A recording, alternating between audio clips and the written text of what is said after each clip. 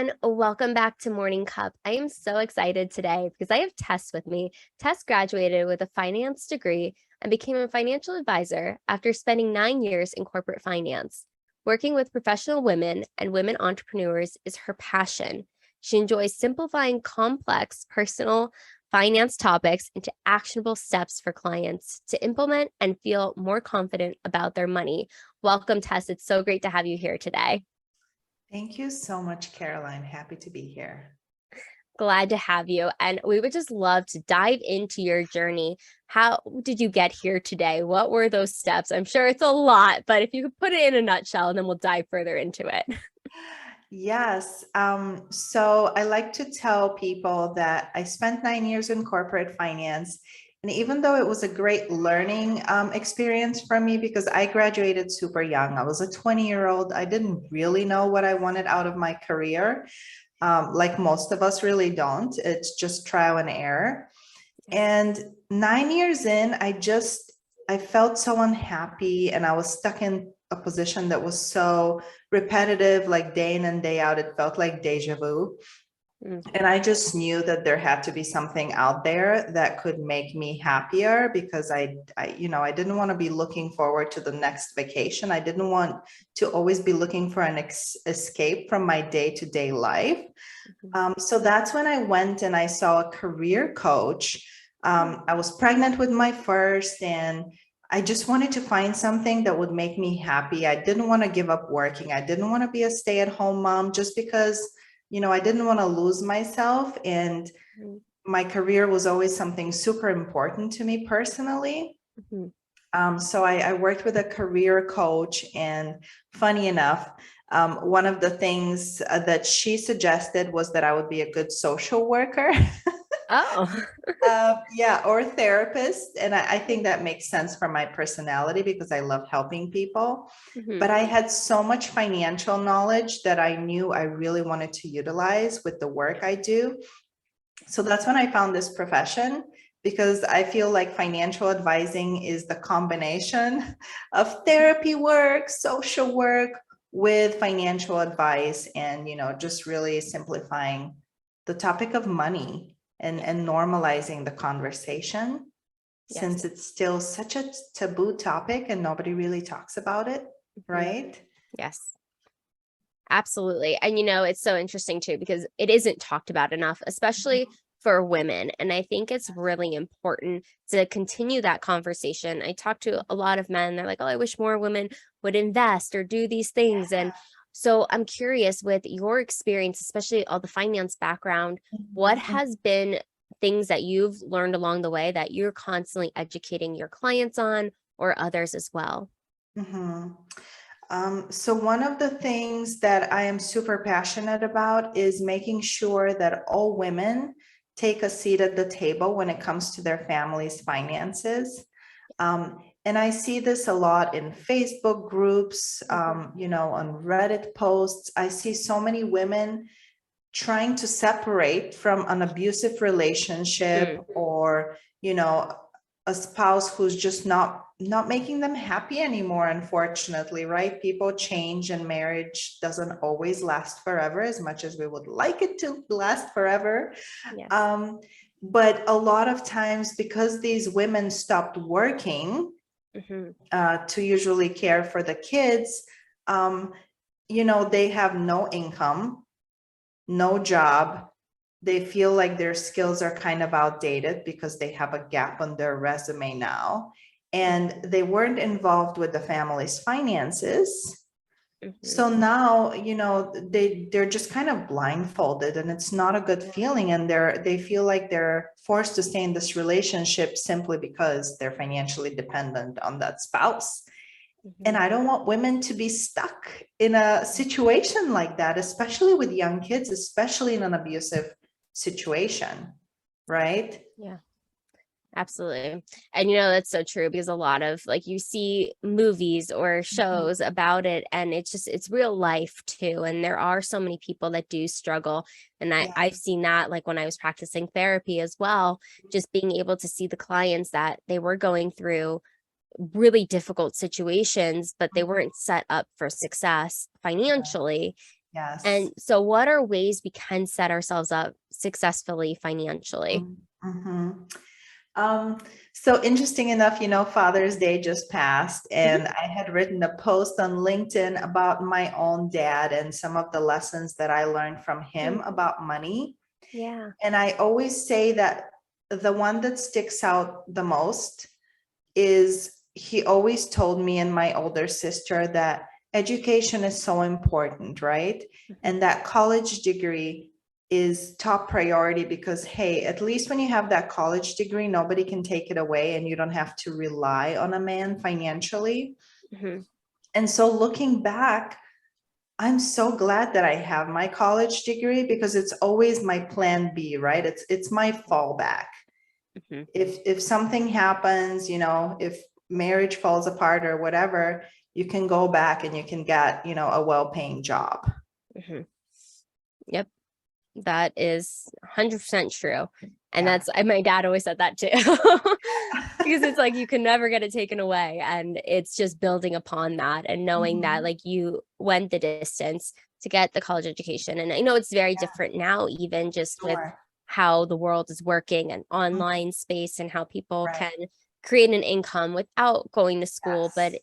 it is something that nobody can take away because your Mhm. business could fail, things could go wrong, but being able to have that college education can really be beneficial. It's one avenue, especially if somebody gets married young or Mhm. they're financially reliant on their spouse or family or anything along those lines too. I think it's really important just to look at the options because Mhm. there's no right or wrong way, but it's just looking at what makes sense for us, especially as women too, because even just like the pay Mhm.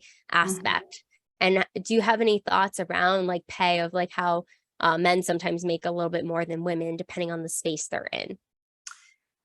Yes, yes. I mean, it's such an unfortunate reality, right? That we're in year Yeah. 2022 and they Mhm. still say that, women on average make whatever the stat is, 90 cents on the dollar or 80 some cents on the dollar. I think it just Mhm. depends on the job and the career. Right. But I think one way that we can fight that really is by normalizing the conversation. Again, let's make the data available, right? Yeah. Because I was in corporate finance, and guess what? Nobody talks about who makes how much, right? Yeah. Your salary is kind of top secret. You don't talk about it. Mhm. But bottom line, who's that really benefiting? It's not benefiting us as the workers, right? As the employees. Right. It's benefiting the corporations because they can pay whoever, whatever they choose, right? Mhm. I think if we were more honest and transparent about salaries across the board, Mhm. we could close the gap. Yeah. And the gap needs to be closed, quite honestly. And Of if you course. look at a lot of households, like it's been shifting a little bit where the women are the Mhm. breadwinners now based Yes. off of like online businesses or just taking matters into their own hands as Uh-huh. well.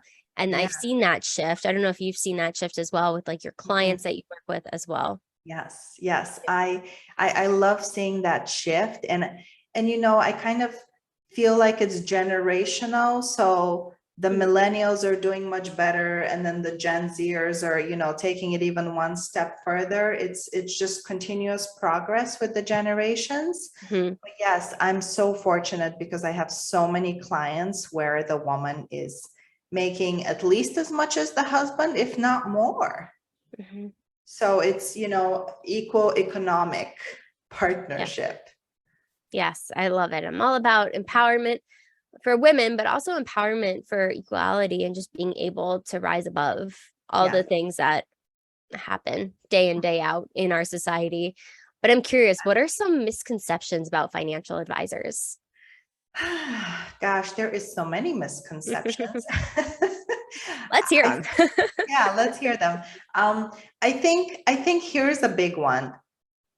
There's still this notion that the only people who need a financial advisor are people who are already wealthy, right? Mhm. And now wealthy is a subjective term because some people think you're not wealthy until you have $1 million, or some people think you have to make $1 million a year to be wealthy and really see a financial advisor. That's not the reality though. I'm a certified financial planner, and a lot of my clients are college graduates who are just starting out. They have their first job, they're making a healthy 6-figure income. And because they didn't take personal finance classes, or they weren't a finance major like me, they don't know all the things that they could be doing with their money, right? And so a lot of clients say, oh, you're more like a coach, right? We view you as a coach, but a lot of what I do is, coaching and understanding what's important to that person, so we can create a plan to help them feel more confident about their money and take the necessary steps so they are set up, both in the short term and the long run for financial success. Absolutely. And I know you said you work with recent grads that are getting that first 6-figure salary. Yeah. What does it look like, maybe a recent success story you've had with one of your clients that you could share with us? Yeah. So actually, I love this one. I just started working with a small business owner. She's here in Florida, and she's got beauty stores throughout the state of Florida. And so she's making a great income, but she didn't really understand how to set herself up for the future. So, some of the things we helped tackle included, well, how do I pay for my son's college one day? Do I have the proper life insurance in place? What happens if I can't work in my business, right? Can I have something to help me replace that income? So that's when we look at disability insurance. And then just, some tax planning strategies to reduce how much we pay in taxes, so you get to keep more of your money. Smart. Well, it sounds like a success story to me. And very important too. Just all those things to think about as well. Like, especially when you're starting a business, it's just life insurance. If you have children, like the future, just being able to be aware of what that looks like for you, because everyone's going to be a little different. And that's why it's important to have a financial planner. But I'm curious, what have been some of the roadblocks getting you to here today? Has there been any roadblocks? Yeah. I think as entrepreneurs and small business owners, we all have roadblocks and difficulties we go through. I was pregnant. I was 7 months pregnant when I decided to make the transition. And I had only known what it's like to be a W-2 employee. So taking that leap of faith to quit my job while I was pregnant and send in my 2-week notice, that was a huge challenge. I mean, I constantly had nightmares about having to go back and, well, what if I made the wrong decision? What if this doesn't work out? So there were definitely a lot of fears involved with leaving a stable job where I knew what the career trajectory looked like, to becoming a small business owner where I had no idea what it was going to look like 5 years or 10 years down the road. But, the excitement of, well, what if this worked out, was way greater than the fear. So I just kept going. And I think that's one of the most powerful things when you're running your own business, because it's got so many risks. You just have to, keep going and think, well, what if this works out? What could that look like? And just be persistent and stick with it. I think that's the reason why I'm still here, because there were so many times that I wanted to give up because things weren't happening as quickly as I wanted them to happen. I think that's the most frustrating part about the journey, because I thought, well, as soon as I announce to the world that I'm a financial advisor, all my colleagues are going to come knocking on my door, right? And that did not happen. And one of the biggest reasons is, again, most people don't want to work with a friend when it comes to financial advising, because it's so personal. And so they feel like, well, she's my friend and I don't really want her to know everything about my personal finances. Mm-hmm. Yeah. So it took time. It took time to, to build a successful practice financially to where I could, replace my prior income.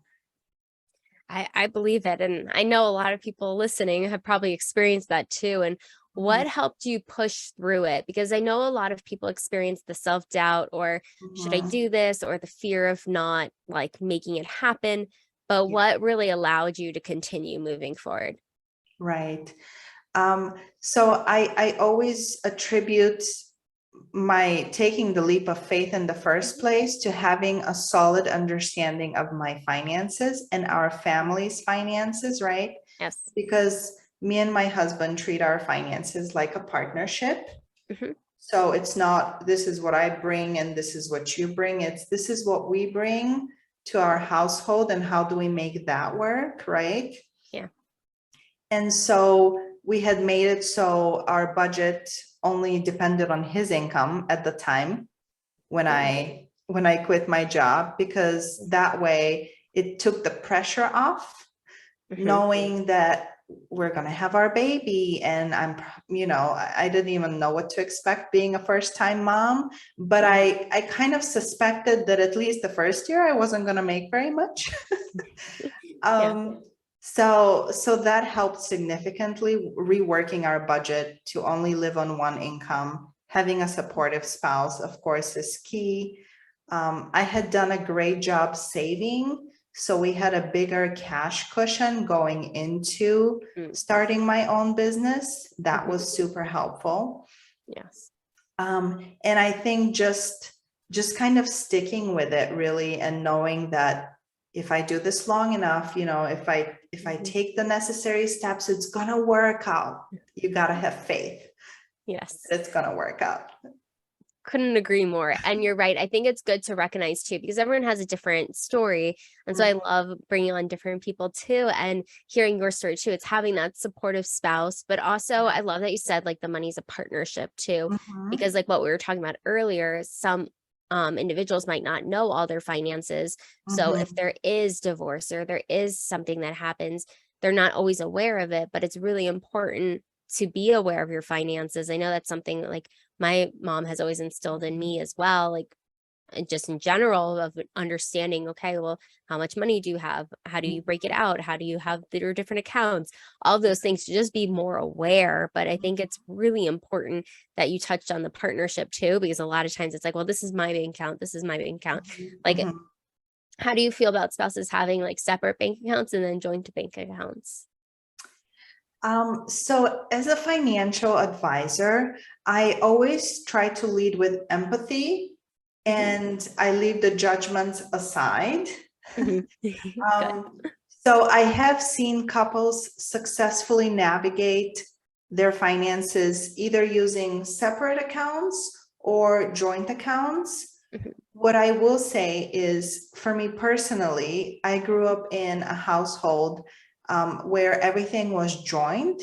Mhm. So it definitely felt more like a true partnership, Mhm. because it was like, okay, we're in this together, everything's divided equally, we make decisions together based on what we feel is most important, right? Mhm. um Versus, sometimes when it's treated separate, it can kind of create this divide and this feeling like, oh, so you make your money and I make my money, and we can kind of do whatever we want with it without talking about it jointly. I Mhm. think there always has to be at least the communication, and you have to work towards the same goals, right? You have to have similar goals and similar values for it to be, in my opinion, a successful partnership. Mhm. Yeah, I love that perspective because I was just curious. I mean, maybe somebody else is too, but Sure. no, I think that is really true too. I mean, everyone can look at it from a different perspective, but I can appreciate that perspective of is that partnership and just that equality again, like what we've been talking about this whole time as well. And so I'm curious, with being a mom of two, how have you been navigating motherhood and entrepreneurship?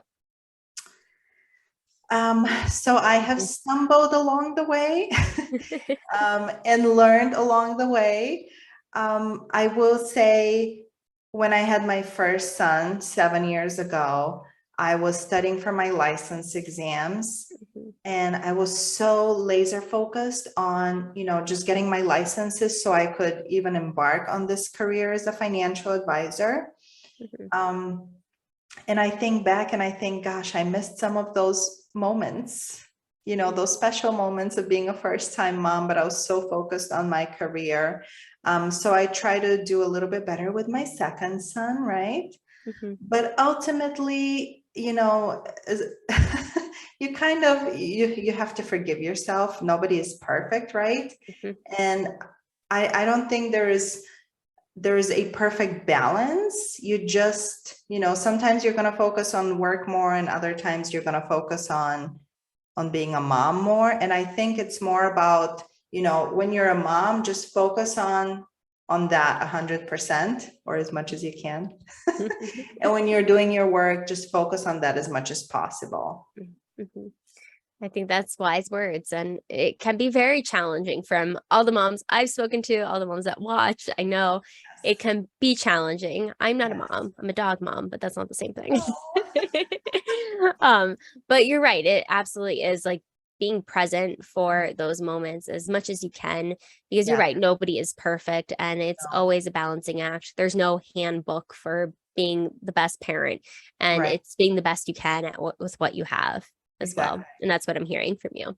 Yes. I think let's give ourselves some grace. We don't have to be a perfect mom, whatever that is. Yeah, if that exists. I don't know if that exists. No, I don't think it does. So if somebody is watching that might want to be a CPA or is in that journey of entrepreneurship, what are 2 or 3 tips you could give them that you wish you might have known in the beginning? I think the biggest tip is definitely have patience and be realistic about how quickly you can hit your goal. Because there's plenty of social media ads out there. I'm sure you've seen them and I've fallen for some of them, which promise you overnight success, right? You're going to buy their program and the next day you're going to be, a 7-figure small business owner. It doesn't happen that fast. So no. So you just have to be realistic and be persistent enough to just keep going. Yeah. I mean, those are very true with anything we do. It doesn't happen overnight. We're not an expert. I know just even in sports, some people are naturally great, but it takes a little bit of work, or just even in getting a degree, it doesn't happen overnight. You have to go to the classes, you have to take the tests, you have to do all those things, especially with entrepreneurship. It doesn't happen overnight. If you look at any successful person, they do not just become successful the next day. There is so much work behind there. So just remembering that too, I think like what you're saying, I couldn't agree more. Absolutely. Well, Tess, I've been having such an amazing conversation with you. I've been loving it. But we're going to jump into the rapid fire questions if you're ready for them. Go for it. Okay. The first question is, what motivates you to work smarter? I think just realizing that life is short, and especially once you have kids, they grow up so fast. So you really have to be as efficient and as effective as possible with your time, so you can spend those special moments with your kids while they still want to be around you. Yes, that's true. Yeah. Well said.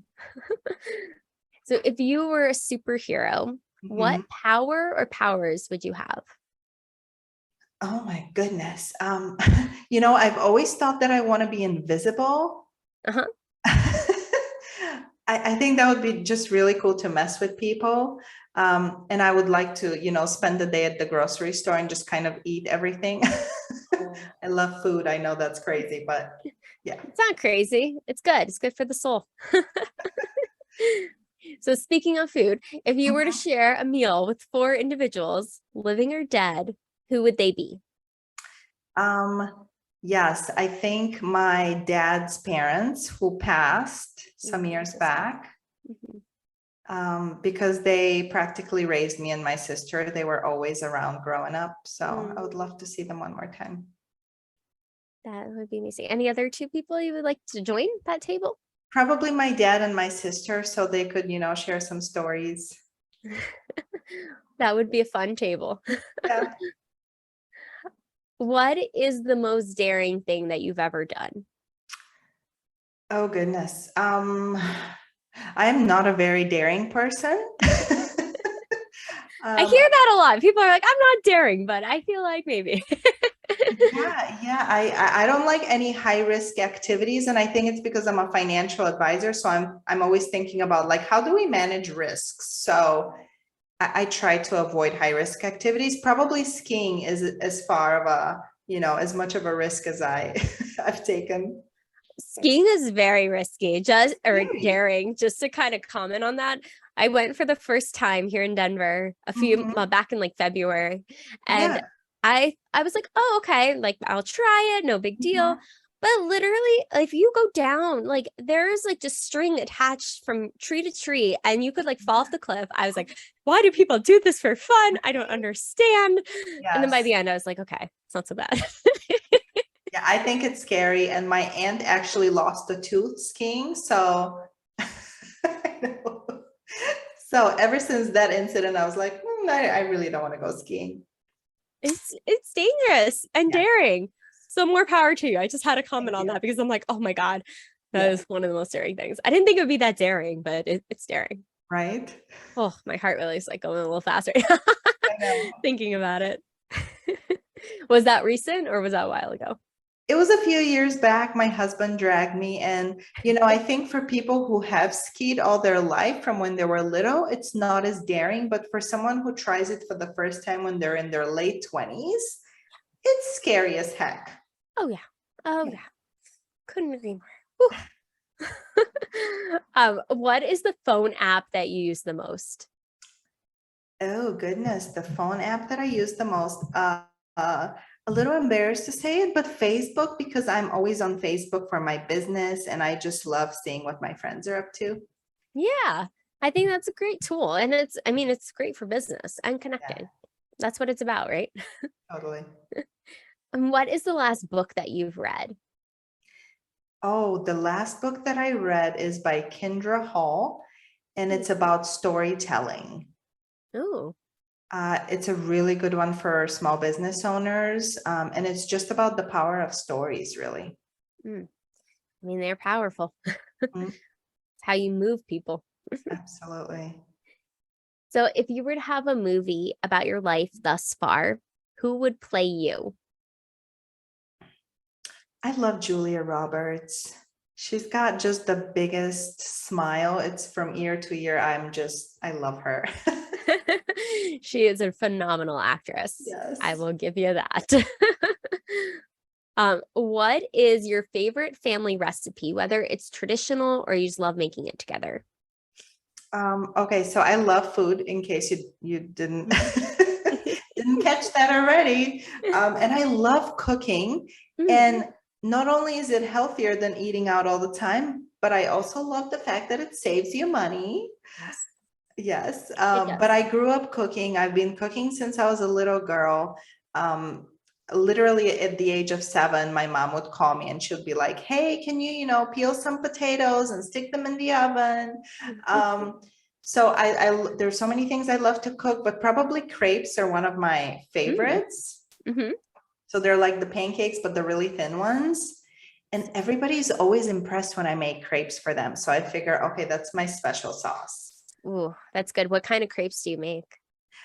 So I stuff them with just about anything you can think of, the cheese and deli meat, or like a mushroom cream sauce or jam. Nutella is always a good one with walnuts sprinkled, just about anything. Well, I'm sure it is delicious, and I'm sure Yeah, people are coming back for more. yeah.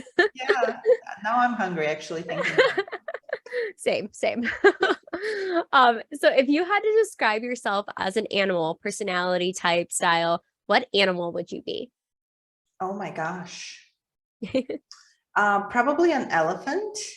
Hmm. Because elephants, well, they say they're super emotional and super intelligent, and they take care of their babies forever.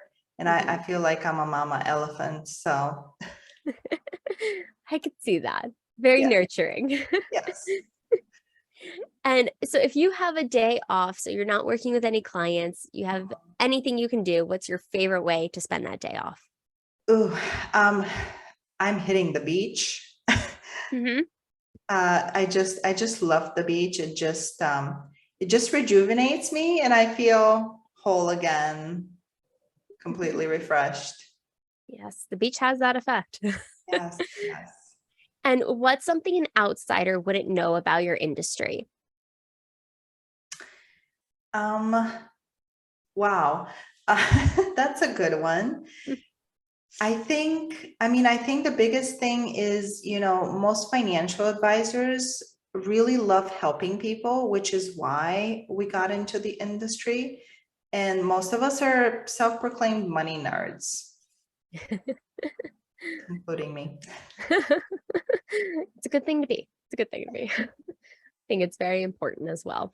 But Tess, I've been enjoying this conversation. I'm so glad you came on today. But before I let you go, where Yes. can people find you, hire you? We'll link everything below in the description, but if you could let us know too. Mhm.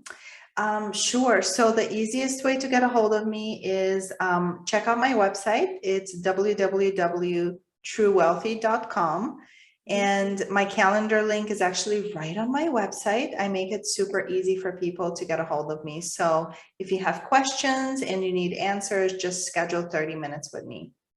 Oh, love it. Well, thank you again, Tess, for taking the time today, being so open on your journey, but also how we can really help women in particular when it comes to finances and just knowing that they have resources and continuing to make those resources known. So thank you again, Tess, and we're so glad we had you on today.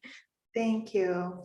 Absolutely. And make sure to like, subscribe, comment below. What was the biggest takeaway from Tess? What did you learn about financial advice? Anything along those lines, write in the comments so she can see it as well, because I'm sure she would love to see it. And we'll Yes, see you I on the will. next video.